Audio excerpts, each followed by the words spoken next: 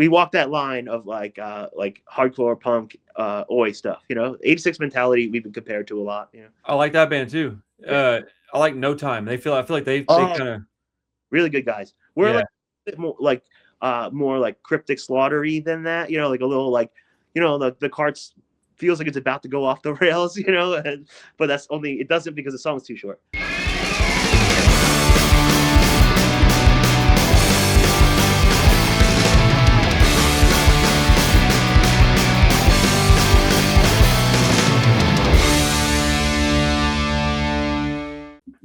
What's up, everybody? How you doing? How you doing? My name is Randall.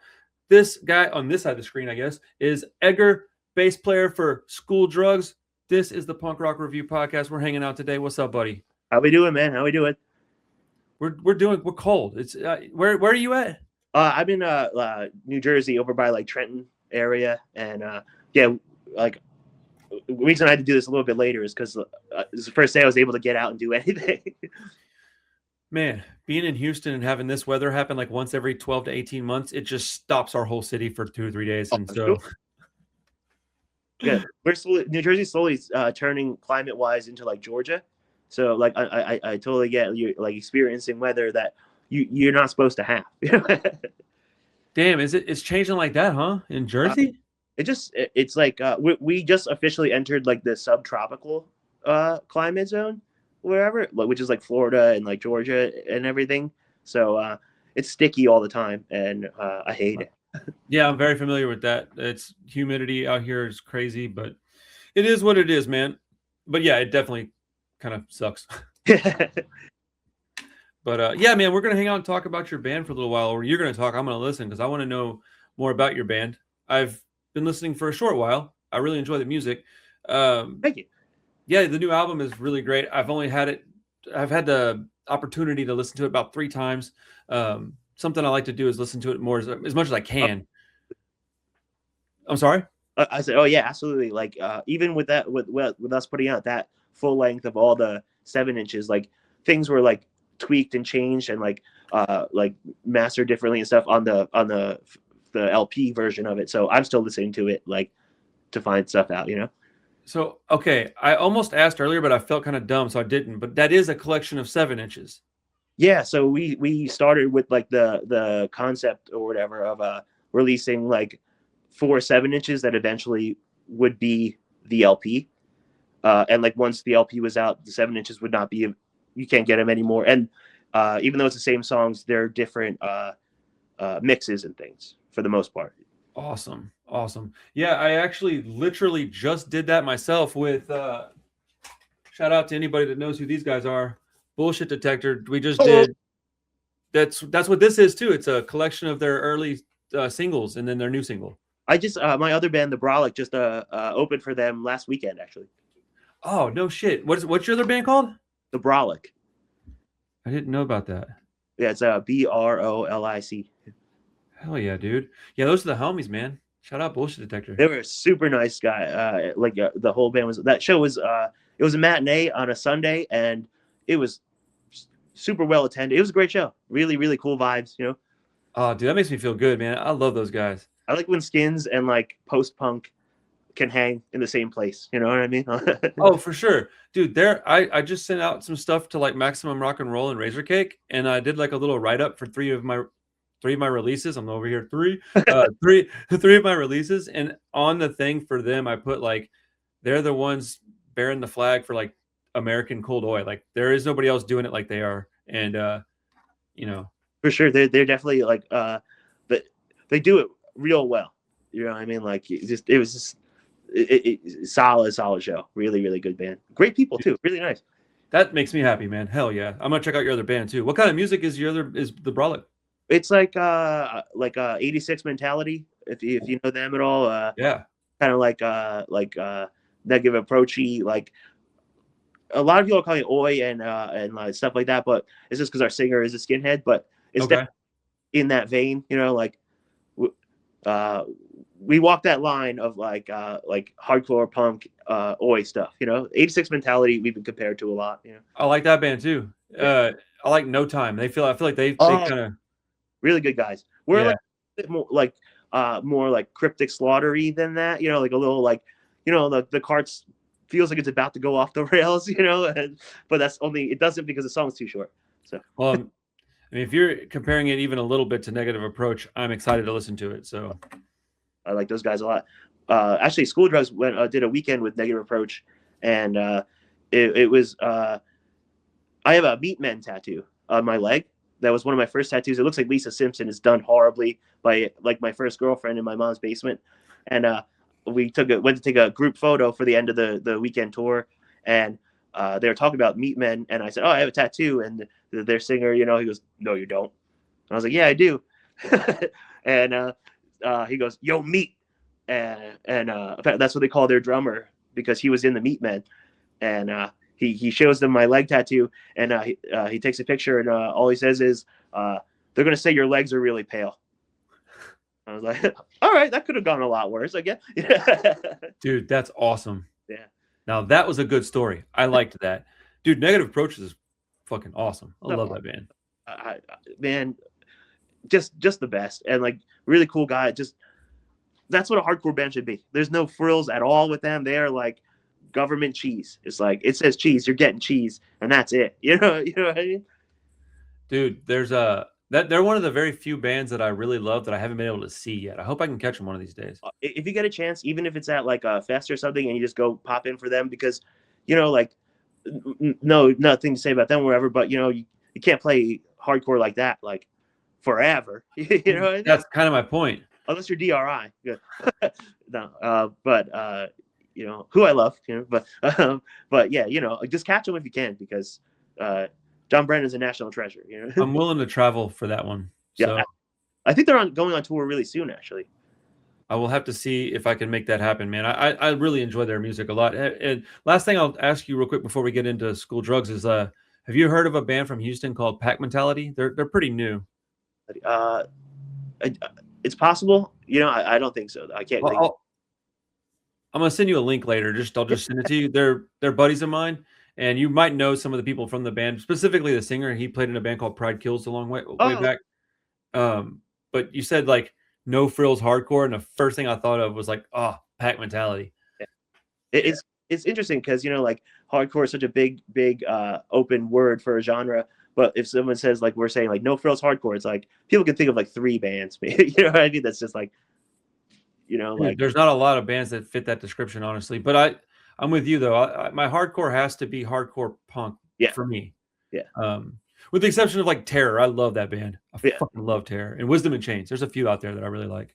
That's like that kind of hardcore, you know, like it's huge in New Jersey, and you know, I grew up going to those shows because there wasn't a lot of punk all the time, and so I appreciate it, and I appreciate the the like how it's done and everything. But like you said, like it's just not for me. Like if I'm gonna listen to it, I want to have to go back and hear the song again because I was yelling at someone who's making a wrong turn, and like, oh, the song's already over, I have to start over, you know. Hell yeah. And like you said, I like all the people. It's not about the people. It's nothing personal. It's mostly just I don't listen to much metal. So like when you inject 75% metal into your hardcore, like it's just not my jam. But like play it, dude. Yeah. I don't give a shit. Play it, rock out, have fun. Like I don't like crowd killing. I'm old, dude. I'm too old for that shit. Not a fan of that at all. Dude, I'm such a buzzkill. I'm like, oh, you damn kids. Well, yeah. See, that's the thing. That's why, like, you know, like I give them space. Like, I don't go there so that I won't complain because I don't have to see it. That's not a problem for me. Yeah. 100%. I like stage dives. That's what I like. Yeah. Oh, yeah. Circle pits. Hell yeah. Tell me about School Drugs, man. How'd you guys get started? How long you been around? I don't know a ton about your band. I've just been a fan for a short while, but I like the music a lot, and I'd love to know more about you guys. Sure. Yeah. So School Drugs, like, it's like I would say like officially been around for about 10 years now. We had our little like version of it that existed, and with me and the singer Josh and like some other people, but it kind of like blew up, like not in a good way, like imploded like really, really quickly, you know, after like a year or so. So we kind of like called it quits, you know. And originally I had reached out to the singer Josh because as kids growing up, our first bands would play together all the time at like local venues or whatever. So we've known each other since we were both like 15, 16 years old, you know, because the Ocean County, New Jersey scene was not very big, you know.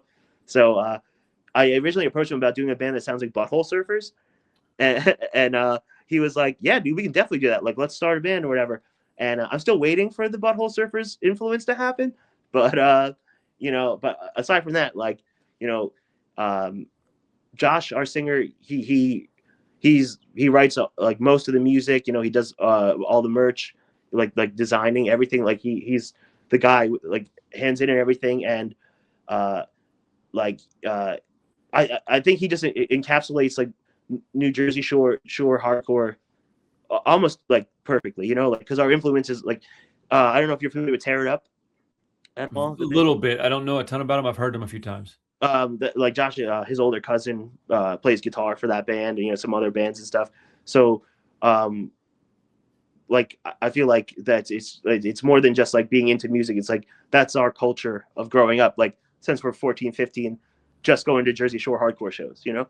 And so after we restarted, we kind of just like hit the ground running and just had to fight and play just to nobody for a little while, a little bit more, you know. And now we're doing what we're doing now. And me and him are still the two original members, but you know, yeah, it's pretty much just us being like nose to the grindstone kind of band, you know, like we're not swerving, we're not shaking, we're like we're gonna keep doing what we're doing, like the old ways, I guess, you know what I mean? Like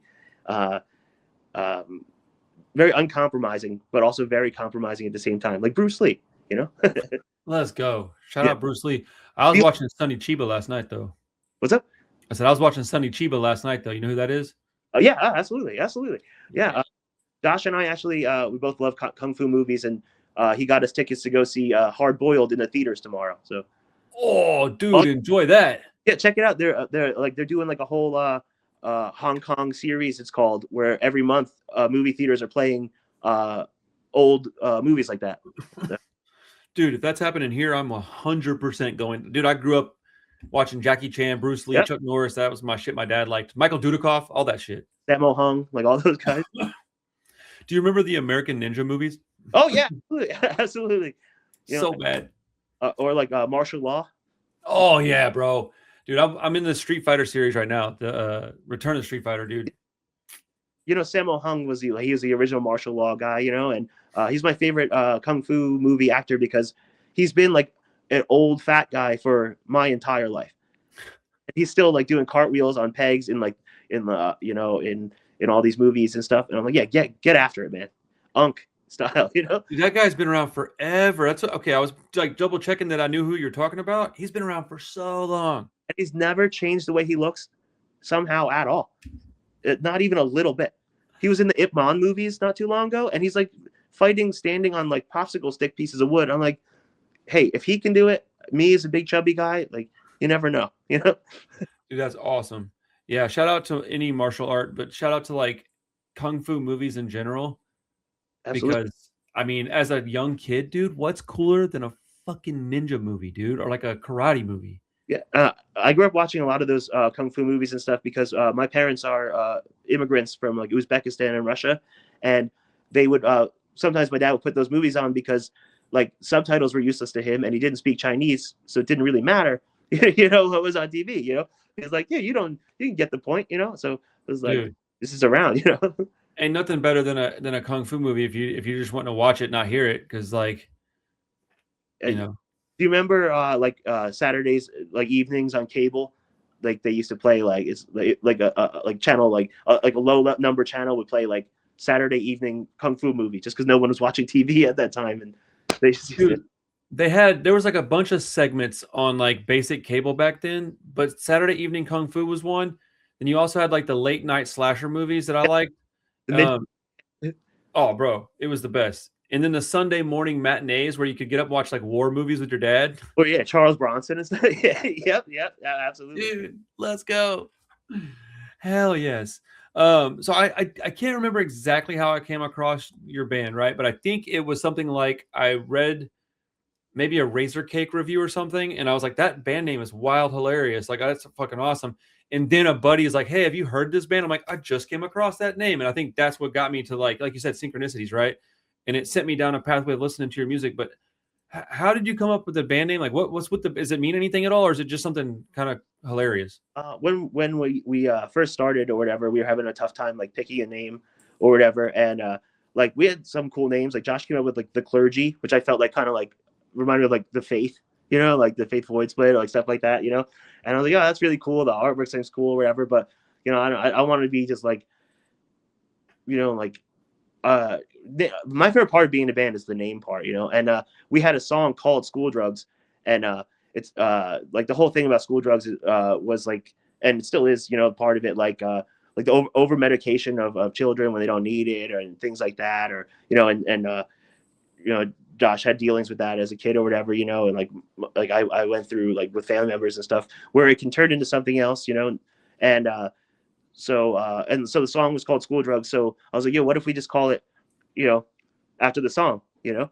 It worked for Bad Company because they got the song Hell Bad yeah. on an album called Bad Company by a band called Bad Company. So Dude, that's awesome. Actually, I'm glad to hear that because I didn't know what it meant, but I thought maybe it was like a tongue-in-cheek thing. But to know that it kind of represents like over medication of kids, having 3 of those kids that need medications to a degree, I'm really weird about that stuff. So, yeah, absolutely, yeah.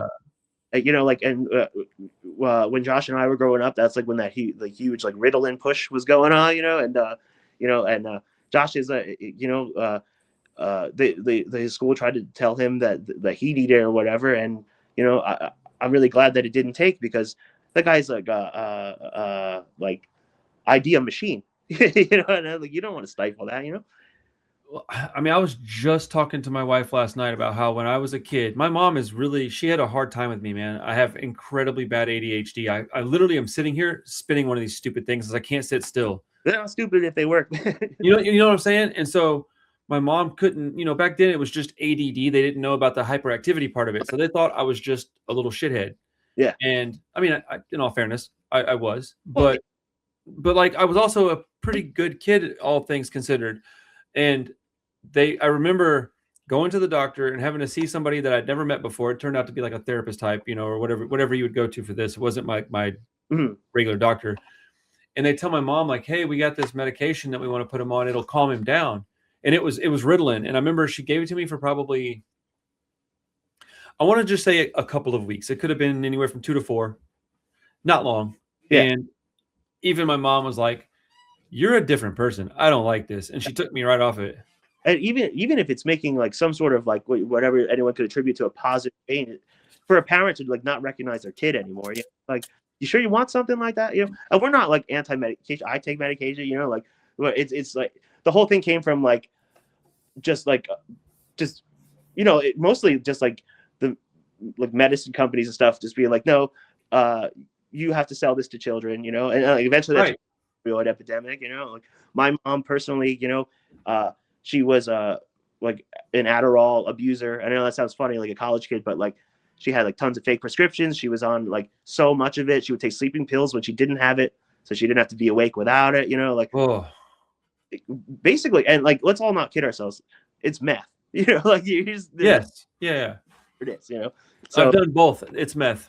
yeah, and you know, and we, you know, like at the time, and you know, like it's getting better or whatever, but like the stigma about like mental health and stuff, you know, especially from like working class areas and stuff, like it's not, or me from like parents of immigrants, like it's not even a thing, you know what I mean? But luckily it's getting more in the culture. And School Drugs, like as a band, you know, we stand up for things, you know, like politically and stuff, but like music content wise, we've always leaned towards like mental and emotional well-being, or maybe like not well-being, but letting people know, like, you know, we have a song called "You're Not Alone," you know, because like, you know, like who amongst us hasn't cried on the way to work and just thought about still driving away further past it, or just off a bridge, you know, like. I mean, mental health is incredibly important, and I've learned a lot more about it being with my wife. You know, she suffers from some depression and uh, uh, being autistic, and our oldest is autistic. So like I've dealt with I've learned a lot in the past decade. I'll tell you that. You know, Same. I started dating someone who was in school for and is now like an actual therapist or whatever, and luckily she doesn't try and like ply her trade on me, but like, you know, she's explain certain behaviors that I've had, or like she'll listen to me like train a thought my way into something, you know, and like, you know, and you know, just for everybody, like when you realize it's not all your fault, or like you don't have to take it personally and things like that, you know, it really makes life a lot easier, you know. A lot of people shoulder a lot of blame and responsibility that doesn't necessarily belong to them. And that's a really uh, good way to like kind of explain like a lot of our songs and releases and stuff. It's kind of like, hey, like all these stigmas and things or whatever that like people have labeled you or you've labeled yourself, it might and probably is not your fault, and there's a reason for it, and you're not the only person feeling this way, you know. And like, you know, it's kind of like, hey, you know, everything is terrible, but your body, you're reacting naturally. You know what I mean? Absolutely. Absolutely. And this is actually a perfect segue or opportunity for me to say this. I say it often. I don't say it all the time, but I try to. Anybody that's watching this, man, if you need to talk to somebody, my DM is always open. My email address is in the description of these videos. Like, I'm not necessarily giving my phone number to everybody, but if you need to reach out, I don't ignore people. So like, worst case scenario is I could just at least listen to you and then help you find a phone number you might need or something. But like, man, you don't go through it by yourself, man. It's life is tough enough. You don't need to do it solo. Yeah, we're you know, like as a species, we're, you know, like we're a communal species, you know. No one's supposed to shoulder anything alone, you know. That's the great thing about being human. We weren't given claws or fur or anything cool, but we were given the ability to work together, and you know, don't waste it. You know? I can't imagine what my life. I mean, like I just said to you before we were actually filming, like what would I be? What kind of situation would I be in right now without our community? Because I just had a horrible thing happen to my store, and that's my livelihood. Right? And you know, we don't go through this stuff by ourselves, and I have to be reminded of that too. You know, There's a, you know, it might not be a popular opinion, but it's a truth. There's a thing that we've all been taught, which is called American exceptionalism, and it's supposed to make us all feel like we're all Paul Bunyan or, you know, John Smith, or like a folklore hero, and you know, nothing's ever done alone. You know, nobody does anything alone. We can't. You know, it's not how you do it. You know. I've never heard that term, but that makes a lot of sense. That is how we act over here. Yeah, it's you know, like the everything is, that's why, you know, that saying, pull yourself up by your bootstraps, was actually used to be a sarcastic saying because you can't physically do that. You know what I mean? But it got turned around to be like personal responsibility. But it's like, hey, I go to work every day, everything still sucks, I'm being responsible, now what? You know? I think I have like a thing in my brain because I think I fall on both sides of that. Like I'm always on both. I think I'm just a polar person. I don't have like a gray middle ground where everybody else lives. I live on the ends of everything, and I'm like, Man, no one, everyone, including myself, that's how we live, man. You know, like, but that is a result of exceptional. We're all guilty of it. We're all like, you know, main character to a point, but that's not the way we were raised. You know, it's like, you know, and it's a huge relief when you realize like, hey, I'm just me, and as long as I'm not being the worst I possibly can be, I'm probably doing an okay job. You know what I mean? Like, even just going out and like saying hi to a neighbor, or like letting someone go before you in line, or like, these are small things that you don't realize that are big, but they are big. You know, like you cutting someone off in traffic might make you feel better then, but you're still angry and you don't know what kind of mood that person behind you was. So like, it's kind of just like, you know, ants, they throw up in each other's mouth to tell people each other where picnics are. It's kind of just like, hey, like, just go about your business, man. You know? I was just talking to my friend about this. Shout out my boy Nitty. I was talking about customer service, like how I go places and like it's dead. Like people are just rude. And his response was like, yeah, but they don't get paid enough to deal with all the grumpy people. And I'm like, yeah, but first off, you took the job, do the job right. Like, I'm sorry, but I'm not that punk, dude. Like, you took a job, you accepted it, and your job is customer service, then be kind. But like, you don't know why the people are being grumpy in line. Maybe their wife just served them divorce papers, right? And they're just having a horrible day. So you're gonna be shitty because that guy was being, dude, your whole job is to not be like that. And so like you might affect them in a way that really messes their day up. They go to work and they behave horribly, or there's no, like you said, it's little things mean a lot. Yeah, like when you get into nitty gritty and like, you know, people often try to explain things like hyper anecdotally or whatever, but like what I said before, it still stands. It's like, hey, if everyone, it's not just sound all like hippy dippy or whatever, but like, hey, you don't have to be nice. If everyone's just like, just gets with the program, like eventually you'll see that change. It's like, you're not showing up in a bad mood. That worker hasn't dealt with 6 other awful people already. And we can all just, none of us are happy doing what we're doing, but we can all just get through it the best, Right. because that's where, you know, we could go on a whole different conversation as to why, all that stuff is, but, it really is like, hey, we're all on the same team, I and mean, yeah, kindness is free, bro.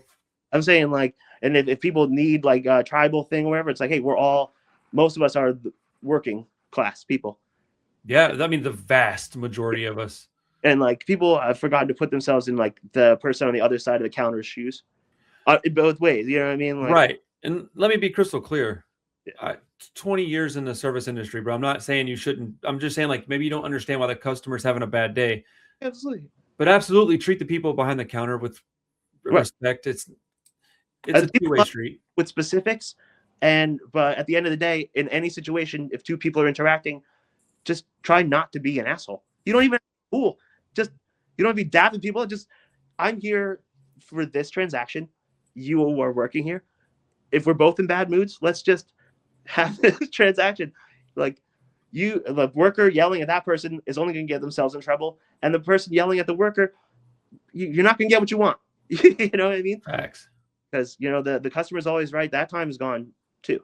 So Well, that's not even true, man. Customer's always wrong, dude. Customers are shitty a lot. Unfortunately, employees and customers, we're all the same, and we're always wrong. And there's some guy in a helicopter who's right, apparently. Dude, that's funny. Yeah, I'm definitely not right most of the time. Yeah. Oh no. You know how many times I've called places and like I was like try to raise my voice a little bit, I'll be a Karen finally, and like they'll explain it to me. And I'm like, I'm sorry, I wasted my time and yours. It's like, because I didn't know what was going on. It takes a lot of courage to just be like, oh, I'm sorry about that. People don't do it very often. I like to say I'm sorry if I did something wrong, because it just kind of makes me feel a little better, because I know that makes them feel a little bit better. They still may be mad at me, and maybe they should be, but like they're not like, and he was a dickhead when I proved him wrong. It's like, oh no, he understood that he was making a mistake. Like that'll improve somebody's day. And like you're saying, like that can change how the person you're interacting with. Like if you stop on the brakes and say you're sorry in a minute, like you said, people don't do that. They get caught off guard, and then they, whether like they'll ruminate on that. Like the advice I give to myself and all my friends, is just try and keep your side of the street clean. That's all you can do. You know what I mean? Like, try not to be a memory of someone or a justification for someone's bad behavior later. You know what I mean? Yes, we think a lot alike. I will admit, I am a bastard behind the steering wheel. Like, some unreasonably so sometimes. So, we all have our flaws, but just do your best. Dude, what's funny is having these conversations is one of my favorite things, because, like I said a minute ago, I'm about maybe a year into knowing who your band is. Talking to you and learning about some of your lyrical content and some of the reason behind the band name, it's making me want to jump in and read the lyrics more and like go back through the catalog some more. And I just wanted to tell you these conversations makes me want to do that. I hope other people are feeling the same way, man. I really. And to you and anyone who sees this or whatever, like Josh's lyrics, our songs are fast. You miss out a lot, whatever. And a lot of people like, we all do it. Like you especially with bands and stuff. Like it's almost like buying soda, or like I like this presentation, so I'll just take it wherever. But and not just to gas him up or anything, whatever. But Josh's lyrics are phenomenal. Like, and I'm just saying that because I'm in the band at all. Like, they're really poignant, and they come from a place that at least I can understand. Because we're both just like 2 dummies from middle of nowhere Pine Barrens of New Jersey. So like they are profound, and also like it's like Tony Soprano. There's a lot going on there, but he's a fat fucking crook from New Jersey. You know what I mean? So what a genius character that guy was, right? Oh man, one of the pride sons of New Jersey. Dude, I mean, what was it? James Gandolfini. Yeah. Like, shout out to that guy. R.I.P. James Gandolfini. I I didn't realize how much I liked that guy until he passed away, and it affected me. Yeah, And I was like, he was America's dad for like for like 6 years. You know what I mean? isn't that crazy? He's a mobster. He's America's dad. Well, I mean, that it says a lot about the show. You know what I mean? Like, Says a lot about America. yeah, that's what I mean. Like, that's why Made in America is the last episode. Like, don't give me Sopranos. Like, I could teach a college course on that show, man. So, is that your favorite show of all time? Mine? Yeah, probably. It's like I'm obsessed with it. Like I read the philosophy by Sopranos, or like I've read books by people who like parse scenes apart, and like I'm just like a nerd at like like Kubrick stuff. Like how like, oh, that movie can be watched like a million times and you can get something different every time. And like Sopranos with me, like it hits so close to home because it's in New Jersey, and like a lot of filmed where I live. Like I actually, as a kid, was on the boardwalk when they filmed one of the scenes. I was out there with a friend and his mom. You have little kids eating Zeppeli, and they're filming stuff, and also like show it deals a lot with like first generation Americans. Like their parents were immigrants. Mine was being working. So like the show means a lot to me in a lot of ways. And also makes me feel better because if anyone watches it, really takes away something. Like in the first lines of the show, like I felt like I came in at the end of something good. That's kind of just like growing up as people our ages and younger. You know what I mean? Like and all the stories you hear about when it was good, it wasn't. That's another conversation we could have for sure. How do you feel about the ending of Sopranos? Oh boy. Okay. So I am of the belief that he actually died from a heart attack in the episode before the last one. And the final episode is actually like, when the brain dies, it interprets things different ways. You know what I mean? Like they go to the hideout that he got for his wife and family. And he says, oh, it smells like piss in here. Like when you're in the hospital dying, you're like, you wet yourself, like when his lawyer or whatever is like hitting the ketchup bottle, no ketchup will come out. And that scene goes on for a long time. Like that's like, and he grabs it and just hits it, like that's like heart rate going up or whatever, like he visits Syl in the hospital and he hears all the beeping machines. Like that's like, and there's a lot of precedent set in the show, like when he's in the coma the first time and stuff, like, the doctor's holding a light over his head, but in his coma, he sees a helicopter. Like there's a lot. I'll send you a link of a video that please do. Because, it's really, really interesting. And also like the way the show opens and the way the show ends, like both episodes, first and last, were directed by David Chase, the only two he did. And both Tony laying down in what looks like a coffin. You know what I mean? And like organ music playing. This dude, if you want to talk Sopranos, we can have a private phone call with this, We should one of these days, because I watch movies and film TV and stuff different than most people. I do it strictly for entertainment. I don't deep dive because I don't interpret things the same way, and I don't ingest art the same way that most of my friends do. This is one of the things about music that bothers me a little bit, is that I don't collect factoids. Like I just don't. And when I listen to a band, it's hard for me to remember like who's in the band, what were their names, song titles. It's hard because that's not how it's almost solely therapy for me. And no, I totally agree. And I just don't, so I don't collect all the knowledge, and I feel kind of dumb sometimes because I'm having to ask questions that I feel like I should know the answer to, but it is what it is. But like feeling like bad about like holding that inward, wherever, you should like take more of a look at like what does stick with you in your mind and why. Like I'll know like a random album by a band who I can't name the others, but who I love. It's like, why did this album stick out to me? And I'll go back and revisit it and figure out why. You know what I mean? Or like, why does like, how do I know this guitar player and not any of the other? But like, like there's reasons why stuff sticks with you. And like part of being like just like what I was saying before about like everyone just like being easy or whatever. It's like we're all like programmed to turn doubt and negativity inward or whatever. But it's like, hey, instead of focusing on what you can't remember, why don't you focus on what you can and why? And not everything. I'm talking about like music or TV. Yeah. I tend to like melody. That's like my first thing. Like I've actually, it's funny we're talking about this because recently, like within a week, I realized like, oh man, like I'm doing a list of Lawrence Arms songs with my buddy, and I was like, man, why do I like the songs I like, they all have like a similar feel, not sound, but a Right. feel. And I was like, oh, dude, I'm like a melody first guy, like melody and vocals, and then everything else. Like, And I so if bet I don't like the melody or the vocals, I'm not gonna like the song.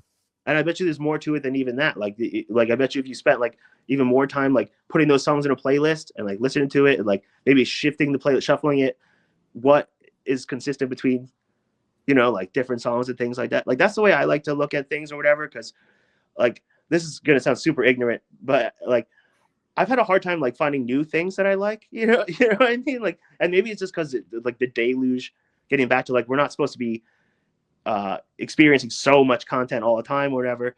That and I feel like a lot of people just like find their anchors or like their like piece of wood to hold on to in this crazy stuff, whatever. But that's why like stuff like I said, like Sopranos and things like that, like that's good stuff that and also art's subjective. Whatever you take away from it is not wrong up to a point, but like that stuff is there and it was made for you to parse apart and see what resonates with you. And then the fun part is thinking about why this does and comparing that to other things that might not be related but are still content that resonates with you. So it's like, why? Like I love Sheer Terror is my favorite band. I love Sopranos, but also I'm sitting here talking about everyone being cool to each other and everything, and like so there's some sort of connection, you know what I mean? Like for personality wise, I think it's fun to do like personality analysis of yourself based on what you intake sometimes, you know what I mean? Dude, that's awesome. No, Also you I, justify watching the same thing forever. well, I mean, I like hearing this because it's gonna make me think a little different this afternoon than I was gonna think without speaking to you. Yeah, 100%. Like, look, I could not be like a proud, outspoken Rancid fan if I was concerned, about like people being like, "Hey, that's corny" or whatever, like. But it was like Rancid has been one band that stuck with me my whole life, for a reason somehow. I don't know what the reason is, but it's fun to have that just, you know, be Dude, a moment. You know what I mean? well, it's kind of like the first time you hear something. Like, I can't explain why I felt like this, but I like to have those moments in my life. Like the first time I heard One Man Army, it was like I was already into punk music and I got it, and there was just something about the guitar tone, the production, and his vocals that I felt like I felt when I heard Rancid for the first time, even though they sound very different. Yeah, 100%. So I'm always looking for that feeling. And then I like talking to people so that I can go back and like rediscover a band I already kind of know. I already kind of know School Drugs, right? But now I'm going to go listen to your music through a completely different, like from a different vantage point. Yeah, and like that's kind of thing, like that's kind of like a little bit alludes to like why we kind of did like 4 7 inches in a row to make the LP, because like uh just the way things are just delivered and like shown now, whatever, like as a society, our attention spans are shorter, and like also like it was during COVID, we didn't like we already had a tour canceled like 2 times, like to put it because of our record modern never got to tour on.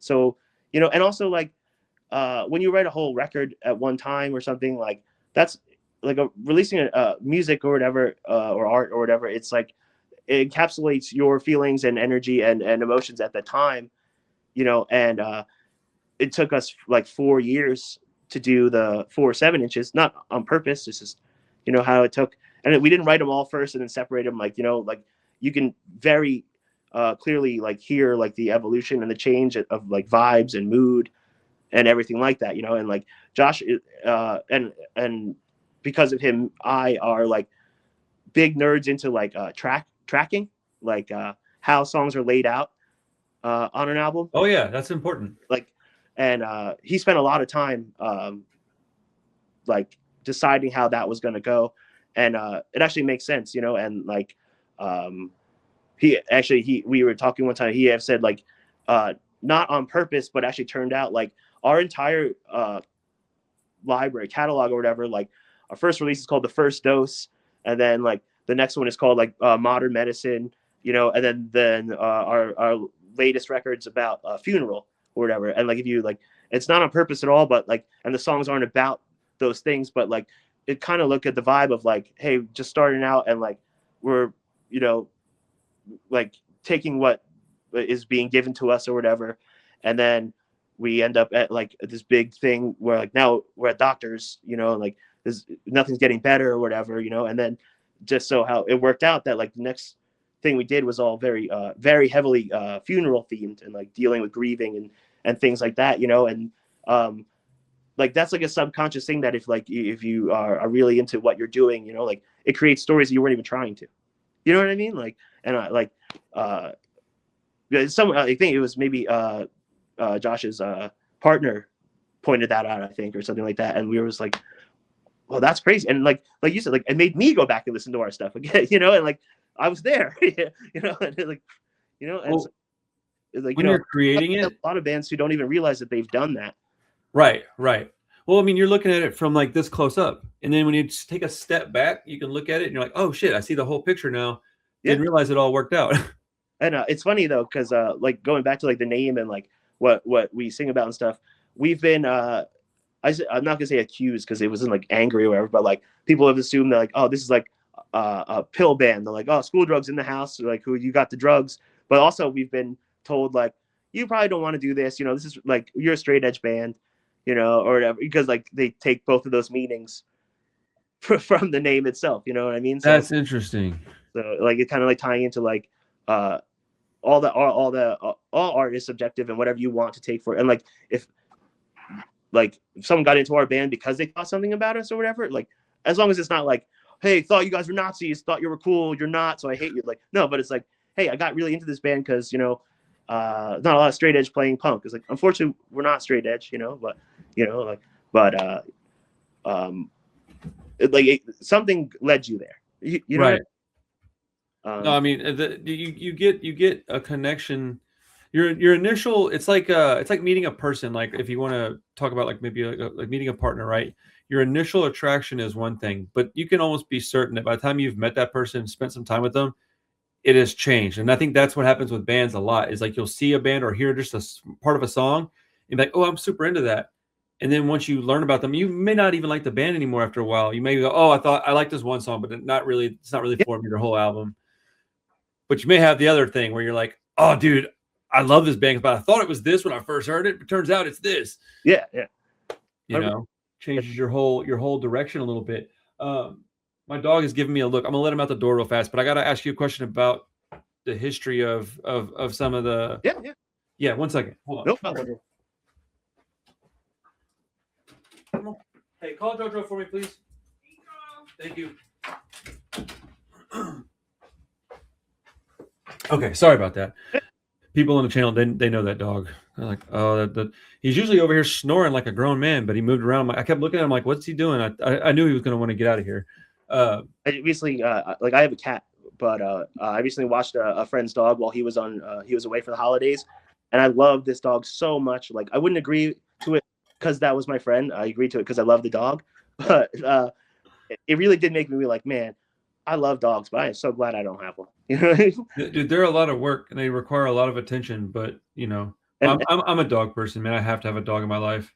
Yeah, I'm very dog-like, so like, I'd be like, oh, I don't want to go outside. You know what I mean? Dude, cats are interesting animals. I used to not like them much, but as I got older, I've come to realize that they're actually a lot more like me than I realized. And you know, like there's a lot of things people like that have been like accepted, like, oh, cats are solitary and the blah blah blah, but it's actually none of that's true. You know what I mean? Like cats actually, like feral cats and stuff, they live in like kind of communal societies. Like all females will like help raise like all the babies and you know, things like that. Like they you know, they don't get along, but like with everybody else, but like they're also super territorial, you know, but like in their little connected group. You know, like that's why a cat doesn't see you as a baby cat that's stupid. Like, no, they see you as like, oh, you're another thing here.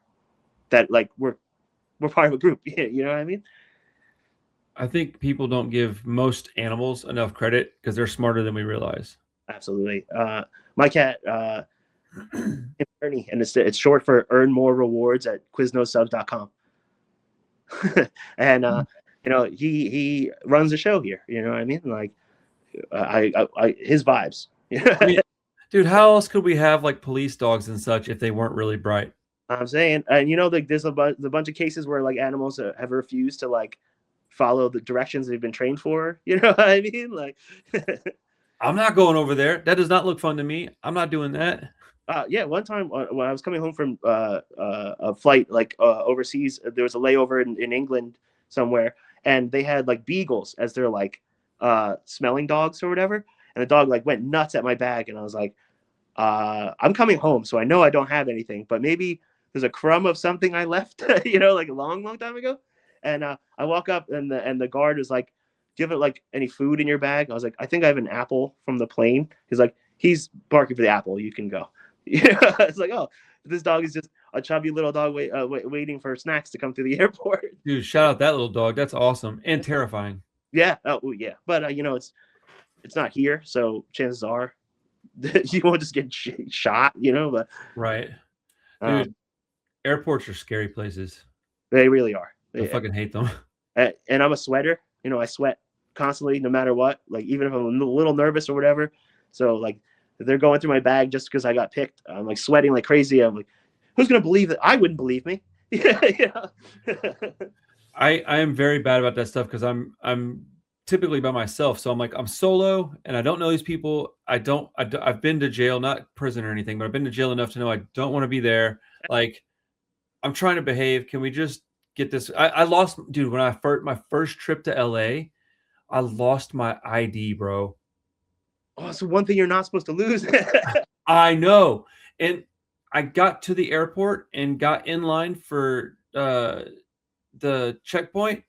And that's when I found out that I lost it. It's because I thought I had it. So I was like, hold on a second. I get my wallet out and it was just gone. I have no idea what happened.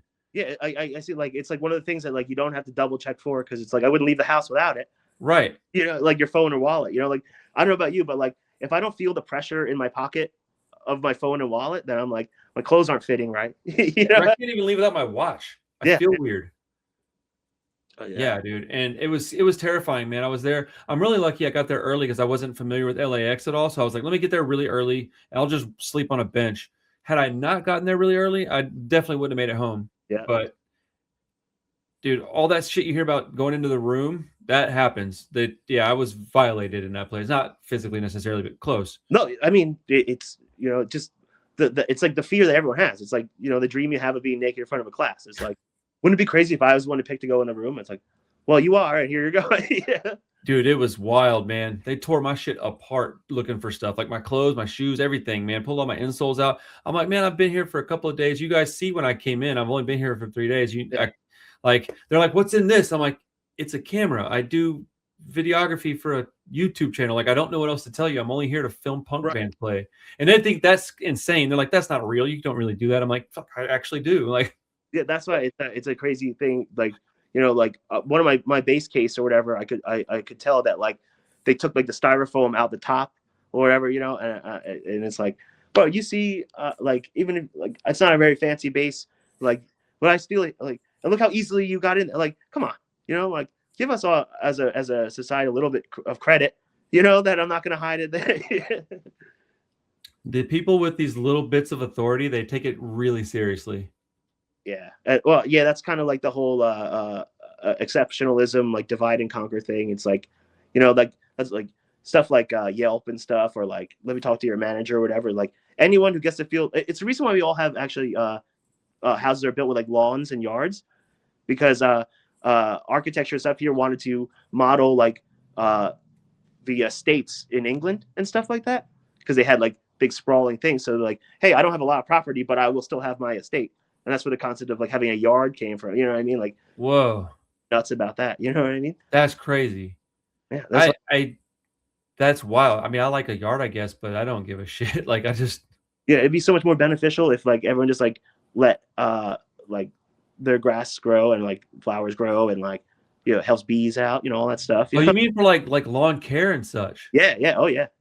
Oh yeah, I never understood like I mean, look, dude, a trimmed lawn looks aesthetically pleasing, but like, I don't give a shit. Like, and if it wasn't the norm, or you wouldn't probably get a ticket for it, I think most people would just let it go. Yeah, and that's evident in home neighborhoods without a HOA. Yeah. That I don't get how. It's like, hey, do you want to live in a neighborhood that is also a high school? There's a principal who's gonna come yell at you. It's like, yo, that's exactly what it's like. Like, I'll never be able to afford a home But if I ever am, there's no way in hell I'm going to move into a neighborhood where someone could tell me that I can't paint my house any color I want. Yeah. It's a strange thing, man. And the people that they love having that power, and they don't really actually have any power, but they can like make your life miserable for a while. It's it really is like people say like, oh well, that's just human nature. It's like under certain settings when you're taught a lot of things over and over, that's not human nature, that's societal nature. You know what I mean? Right. In Mongolia, a lot of people are still nomadic, but they have laptops and cell phones, so it's like, you know, they're still human beings too, so it doesn't really pan out that way. You know, Is that real? They're still nomadic, but they've got all this technology. not everybody, but like a lot of people there, like like these like it's like a lot of my like genes and stuff like that are like come from that part of the world because my dad's Uzbek. You know, it kind of carries over, whatever. And actually, my ex-girlfriend got me 23 and Me, and I was like, why? You know where my parents are from. Like it's gonna be two things. But it did come up with a lot of interesting stuff, like Mongolian was a big prevalent part, and you know, and like the area was never like super developed. Like they have some cities, but a lot of that lifestyle is still nomadic. You know, like if it ain't broke, don't fix it. You know what I mean? Like, Right. and I know you That's cool. metal a lot, but like there's that band The Who. Have you ever heard of them? The Not what? the, but like it's HU. Oh, no. So they play like really cool, like groovy, like kind of desert rocky stuff, you know. But Okay. the throat Mongolian throat singing, the Tuve voice or whatever, I and got to look into this. it's really, really, really cool. And they have a song, and the video tells a story because I don't speak that language, but they're all bikers and shit, and like it cuts to them like as horsemen, like from back in the day, but then like transitions to like motorcycles. Kind of, it's a lot. It's very, very interesting. Dude, I like that. That's a subject I think I might dive into. The transition from being like, I don't know what you call the horse riding cowboy types, but the guys that would kind of go and do their own thing to motorcycle clubs and such. It's really, really, really, really cool, and they still have like the horse imagery and all that stuff. You know, like it's really, really, really cool. Hell yeah, dude, that's awesome, man. While I still have you, I got two more questions that I'd love to know the answer to. Yeah, yeah. One is fairly simple. If you were to describe your band to somebody and say, "This is kind of what we sound like," what are you going with? How are you going to describe School Drugs? I always try and say like it's like if TSOL was from New Jersey a little bit, because like we are like kind of got like the melancholy, gothy, spooky tone, but also like it sounds like if Dracula was like on a surfboard or like hung out with surfers, but he'd never learned how, and he's a roofer, so he just comes to hang out on weekends. So like, you know, like that's like I love the West Coast and stuff, but I always say that it's harder to be a punk on the East Coast because you know like it's never nice out, and we all got to go be roofers or something the next day. Dude. You like no one's decked, but it's because they went to work and show up to the show in the Right. So I think it's like got the standoffish kind of vibe, like the aggressive kind of vibe of like New York hardcore, you know, but because we're from the Jersey Shore and stuff, it's, you know, and we're like punks at heart, it leans towards like TSOL, tongue in cheek, melancholy stuff. So yeah, I would say like if the Adolescents and TSOL were from Ocean County, New Jersey, you know, Dude, that's perfect. and like the Nightbirds and shit, you know, like Oh, I love that band. yeah, they're like right from around here, you know, like Oh, they're so good. Oh, you know what? That's the dude that my buddy Kevin knows. Homie from Nightbirds, not School Drug. I'm tripping. I knew I was mixing it up with something. I'm an idiot. no, we all like there's crossover. Everybody knows everybody, you know, and like the guys in Nightbirds were like it like if me and Josh were freshmen, they were like juniors. If punk was high school, you know, so like we grew up watching their bands. Actually, small side note or whatever, TLC used to have that show Extreme Makeover, and some of the guys in Nightbirds and stuff before Nightbirds, they were in another band. They pretended they didn't know how to be in a punk band and said that no one liked their punk band. So there's like 2 episodes on TLC Extreme Makeover where the guys from Nightbirds, some of them pretend not to know how to be punk, and the whole show takes them to New York City, gets them glues studs to one of the guys' heads to be like cool. It's insane. They tricked the whole show. It's really really funny. That's Look, amazing. Extreme Makeover. It'll come up. I have to hold on. I have to write that down, dude. That Yeah, is crazy. first of all, some other bands, they I go to imagine that it can just like look up like maybe Nightbird's Extreme Makeover and it might pop up. type in Snakebite Extreme Makeover because that was the name of the band they were in at the time. Dude, that is hilarious. And that like that even like that kind of attitude like it makes me proud to be from a punk scene or hardcore scene like ours because like everyone is just like they're all like a character from Boy Meets World who gets to say one funny line. You know what I mean? It's like everyone here is like that one friend who's like, oh, they're pretty cool, whatever, but they might lose it or like they'll definitely have my back if someone throws a beer bottle. Like it's right. A lot of Dan from Roseanne type characters here. Yo, Dan from Roseanne's goated, bro. I love John Goodman, and I love Roseanne was like the show I liked as a kid for some reason. Learned a lot of morals from that show. Bro, I mean, I love that show, man. I still to this day, if I was gonna watch a TV sitcom, it'd probably be Roseanne. Check out Community. Do what? Check out Community. I just started watching that show. It's really fun. Oh, my wife loves Community, bro. That's the one with it's like based in a college, right? Yeah. Allison Brie is the one that's on that show. Brie Allison. And the guy who made like Rick and Morty and stuff made it. Dan Harmon. No shit, same dude, huh? I didn't know that. That show's got a pretty good cast. Community's got a good cast. Yeah, and they recreate a lot of movies and stuff. Yeah, it's funny, but yeah, they do a lot of funny stuff on there. And it's got the heartwarming, cheesy like sitcom morality that makes you feel good. So not like, and it's not forced. It feels good, I 100% agree with that. I don't know what else to say except yes, I back that. That show's great. So we actually almost segued to my last question very, very organically. So how did you get introduced to punk music? Like what age were you? What were some of the first bands you got into? And if you can recall, what was your first show? So growing up in like a family like with like Soviet immigrant parents or whatever and stuff like that, it was things were pretty like very strict or whatever. But because I grew up in South Jersey, just by being in that family, I was already very like kind of like othered and weird. Like I'm already like don't feel fit in kind of way. Like people like I was bullied like every other kid was, but not mostly for that. But like from the get-go, you feel different because it's like, hey, we eat salted fish on black bread here. You guys are eating chicken nuggets.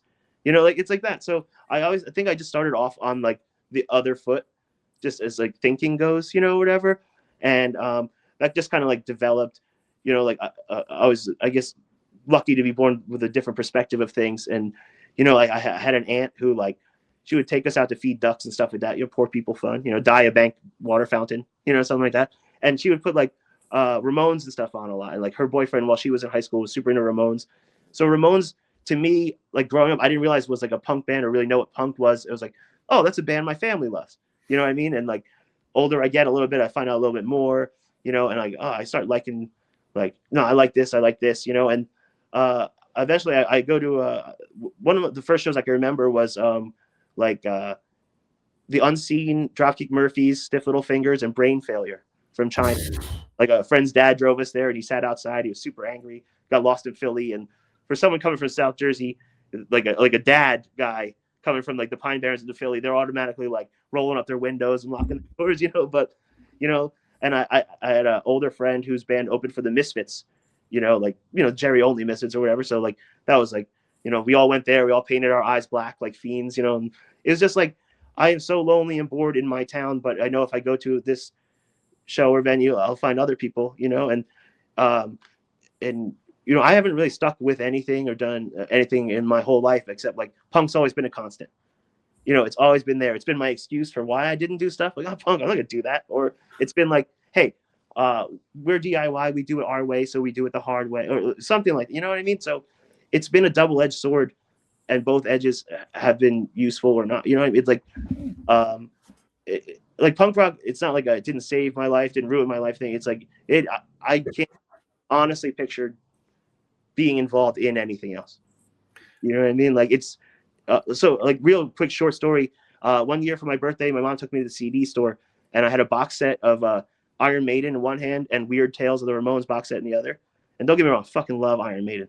But like I look back on that day specifically, like that was a fork in the road of life choice right there, you know. And you know, maybe I'd be a better bass player if I went with the Iron Maiden box set. But you know, like I still listen to that box set of Ramones to this day, never got old. You know what I mean? And like we've been talking this whole time about like universal synchronicity and stuff, where like I just think that like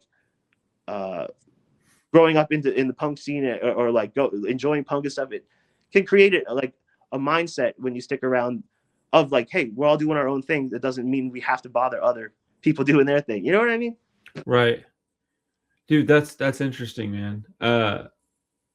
Yeah, that's And awesome. I think That also, lineup was amazing. You just mentioned a minute ago too. Like just that, yeah. Just I'm just thinking about all the stuff you're saying. Like it's a wonderful, I don't know, story way of looking at things. I think also like the kind of internet that I got to grow up with was like just enough to keep you interested in stuff that like people before our generation or whatever like could have found easily or whatever, but also it kept it mysterious enough, and like you had to be in the loop enough to know what you're looking for, what you're or like how to connect that to the outside world. Like I just feel very, very lucky because, you know, and it's not a broad statement or whatever, but I think like people before, you know, like it's like we know how this thing is done. It doesn't change everything after it's bad. And then like people after me are like, we don't have to know what came before. So, you know, like who cares? It's whatever. But I think there's a certain chunk of age group, you know, that like you and I would fall into, I think, where we grew up where like we still learn to revere and learn from the old punk stuff, but also we got to pretty much write the book on what it's going to become later. You know what I mean? Oh, and that's I wanted to say one thing. If I didn't say anything on this interview, is that if you're like me and you ever feel like I'm just like a punk loser idiot who like I'm not where I'm supposed to be at this time in my life, that like people have decided that's where we're supposed to be or not living the right way, and you're like into punk and stuff, like that role hasn't been written yet. We're like in that generation that gets to like set the stereotype for what aging gracefully in punk is. So like you get to define that. So you don't have to be like upset, like, oh, I wish I didn't waste my time playing shows because now I don't have a 401k and can't buy a house. It's like, hey, maybe that's just how we're doing things. You know what I mean? Like, Man, having a 401k and buying a house ain't for everybody. Just like going to college ain't for everybody. you know, and like if it was up to me, we'd all have the opportunity to do any of those things if we wanted to, but that's not what we have. So just like there is like a thing that people think that you should be at a certain age or whatever, but as far as punk goes, that's not determined yet. It's still like in its like you know, second phase ish. I mean, punk's not very old yet. Right. So, I mean, it's We don't like what, hold, 50 years this year? what's up?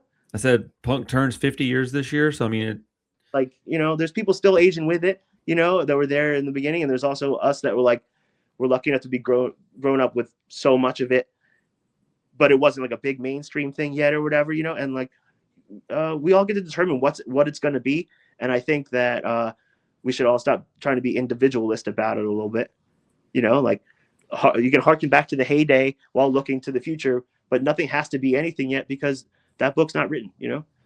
Like, I mean, yeah, I think people are probably a little too concerned about other people's opinions. Just I yeah, a lot of that has to do with the internet. You know, if now people go, oh man, you're insecure and you clearly want attention. I'm like, yeah, no shit, man. I have a YouTube channel, dude. If I didn't want attention, I wouldn't create videos. man, like, You know what I'm saying?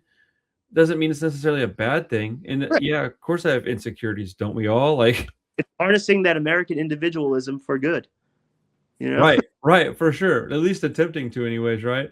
But like, I'm 44 in a few weeks, so I was 1998. I was 16 years old, and I think that's about perfect because I did get to witness like the beginnings of the internet, but I never cared about it, so I never was really a video game player, and I just never got into tech stuff.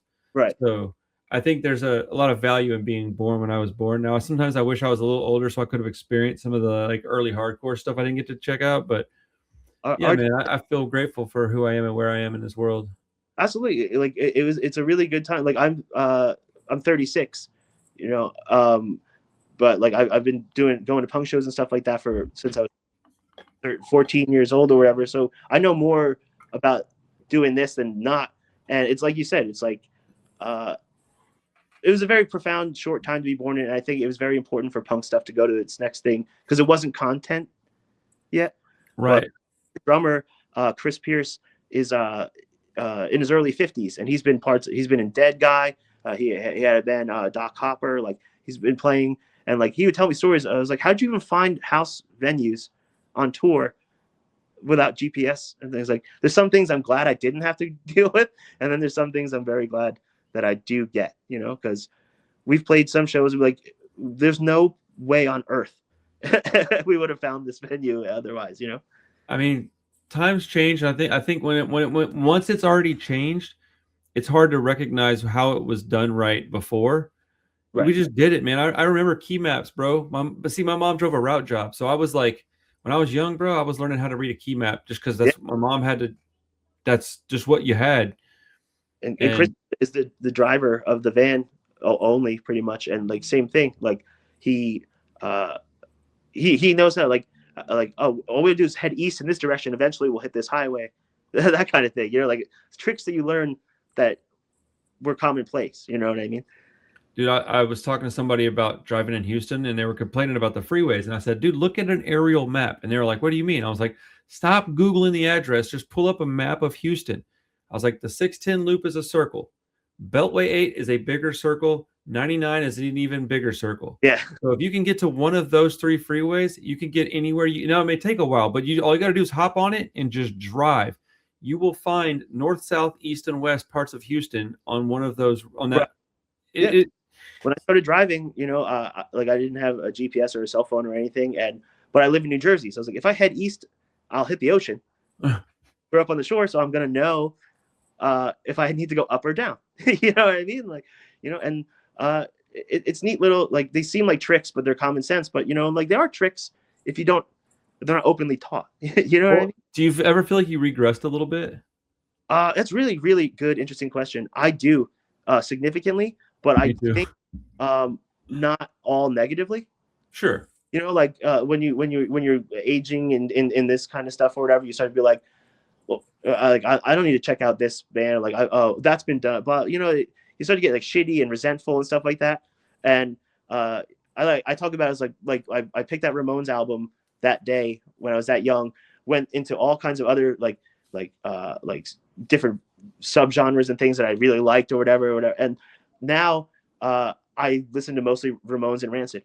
It's like, you know, and I'm very happy with that. And it makes me feel like not just those two, but like going to shows and playing shows and being more open to what shows you play. And it's a good thing. Like kind of like that talk about like the book about growing up as a punk person hasn't been written yet. It's like, wait, why am I like trying to be so like uptight and sophisticated? It's like, you know what I mean? Like that shit ain't even fun. You know, I listened to that audiobook Sellout or whatever, and the guys in Jawbreaker were talking about how miserable they were recording their last album. And in the same studio at the same time, Rancid was recording like Out Come the Wolves or Life Won't Wait. I can't remember which one. I think it was Out Come the Wolves. We're sitting here not talking to each other, being miserable, not knowing what we're doing. We walk past there, they're like yelling and having fun and playing the piano. It's like, you know, you can choose to be one or the other in like punk, you know what I mean? And, you know, one is obviously more fun than the other. Right. But that also doesn't mean you don't have to take yourself seriously. Like School Drugs is like, so a lot of people, friends of ours and stuff tell us like, you know, we're like the most like tight precision-y kind of band that they hear. Okay. Like, you know, like we set out breakdown, we all our stops and starts, you know, like hammered out, you know, but you know, like that doesn't necessarily mean like you can't like take that softly. You know, it doesn't have to be severe. You know what I mean? Right. Well, I mean, there's something to be said for like organization. That can be fun too because it's less stressful. Yeah, and you know, School Drugs, it's subjective as well. Yeah, you know, I try and show like my younger brother and stuff in the Brolic what I've learned in School Drugs. You know, like, hey, I have nothing in life to show you or teach you except this. You know, and I can teach it well. You know what I mean? Like, I mean, we get what we get. And you get to choose what you do with whatever that is. So if you could pass it along somehow, I think there's a large benefit from that to whoever it is you're speaking with. And young people don't typically know to grasp that. Yeah. I certainly didn't. I'm not claiming to be some, you know, No. wise amongst years, but And I yeah, think man. it goes back to like what we were talking about, like the rules aren't made yet for what elder statesmen in a scene are supposed to be like yet. You know, we're all still learning now, and luckily there's guys like you who have ended up like I don't want to say like the right opinion, but because I don't mean like opinion wise, but like like you're a thoughtful person and you think about things and you present them, you know, and you know, luckily there's like bands and people like that, you know, and I think we're gonna be okay, you know. I appreciate the compliments, the kind words. And I would say that even if I wasn't talking to you right now. That's amazing, bro. I mean, there's a lot of great people out there, man, and I think we are kind of, like you said, like I don't typically associate with people that I wouldn't say, hey, you could use my name. If you go, like most of the people that I care about and I'm friends with, I would be happy saying, well, hey, if somebody asks you if it will benefit you at all, use my name because that means you're associated with them now. Yeah. I don't tend to associate with people that I can't do that with and then not care what they go do because I'm not really concerned about. Does that make any sense? No, because like they think and behave like me. We're not like rich in currency and money, but like being of a certain like personality trait in a scene network thing. Like you can be rich on social capital, and I don't mean that in like a popular way. I mean like, are you a trustworthy person who people would take your word for? Would someone spot you something and like be cool with it? Like that doesn't come from nowhere. And so when you grow up not having a lot or whatever, it means more to you. So the fact that you're thoughtful even about that, you know, like I am the same way too. You know, it's you know, that's your current, that's our currency. That's and it's a great thing because like, hey, if you want to be rich and by being a good person, it's you know, it's that's hard to do. I hear you. Like I have friends that I love to death, but I would never ever like let them go to a show and be like, oh, I know this person. They're like, no, absolutely not, because I know how you behave. You know, like I'm right. okay with dealing. I mean, you know, like, hey, your friend was this. I'm like, I've never met that person in my life. Dude, we all think it's a horrible idea, like to be used by our government, but we all have a social credit score. Yeah, and you know, it is very. It's with the. It would behoove you to make that score as high as you possibly can, and to just treat people as you want to be treated, and to try to like, I don't know, man. I feel like every single day, whatever position you're in, as long as you're like quote unquote free and you can go do what you want, kind of like it's a decision to be happy. It's a decision to be kind, that's for sure. And so yeah, being happy and being kind are not mutual. Like they you can be kind and be a bastard. You know what I mean? Like, and, you know, and that's all people are asking for, you know, like, and I think people who are worried about social credit scores and stuff are worried about their social credit score.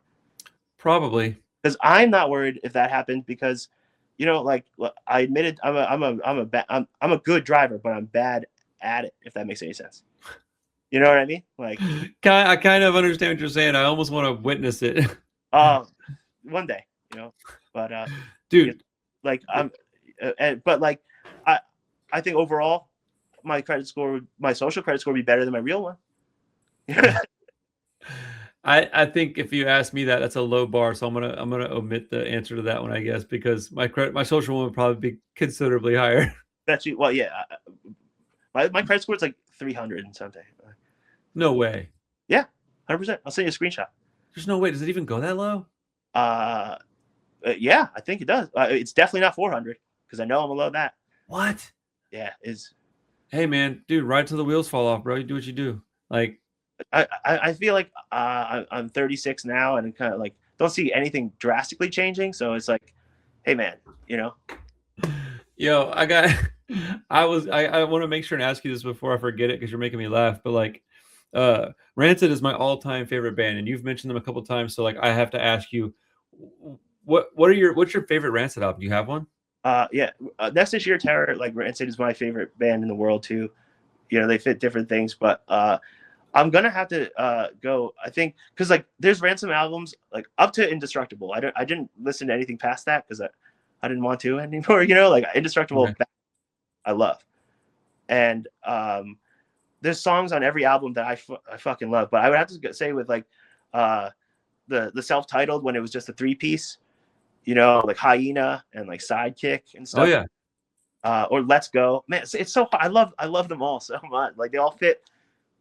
Like that's a band that will actively change my mood. If I'm driving and I'm like upset or like, and I put that on, like I do have the music and I have a place to go. You know? Dude, yes, they will actively change my mood as well, man. And I'm so glad that you said that because I feel that, and it's hard for people that don't know this kind of music, dude. Talking to somebody that's not into punk or not into music like we are, and trying to explain that, like, no, man, I could be having like the worst day of my life, but if I listen to this album for even 2 songs, I'm usually like better to a degree. That Streetlight Manifesto is that like they're like I like them a lot. I wouldn't say one of my favorites, but I love them. But they're a mood changer band. You know, I don't know if you ever listen to Streetlight Oh yeah, Manifesto. my daughter's first show was Streetlight and Catbite. Oh wow! No, okay, so Catbite, real quick, small story. We were gonna do a split with them where we cover each other's songs, and it had a really cool name. Oh man, I can't remember. It was like School Bites or Cat Drugs, something like that. But it never came to fruition because we like two ships in the night. But you never know, man. Like, dude, I love that band. They're really nice people. They're very good live, super and their music's excellent. But real, they're real ones for sure. Well, damn, dude, you said you didn't really listen to anything after Indestructible, so you wouldn't have an opinion on Troublemaker, I guess, huh? Yeah, like to be honest, like what after Indestructible, like that's when I like started branching out as a kid into like other things. So I did go through a little phase like I don't listen to that anymore. It's for babies, you know. But then you come back around, you know what I mean? Like, dude, if you ever get a chance to just, I haven't heard this, I want to listen to something new, but I want to be a familiar band. Listen to Indestructible and then just text me and say this is what I think of it. It'd be good, bad, whatever. I just want to know because. Well, not Indestructible. After that. No. Indestructible is way before that. Oh, you said. Oh, did I say Indestructible? I'm Yeah. tripping, man. Troublemaker is what I meant. The album Troublemaker. It's their second to last album. I get not into arguments, but conversations all the time because I say that that's probably my second or favorite Rancid album.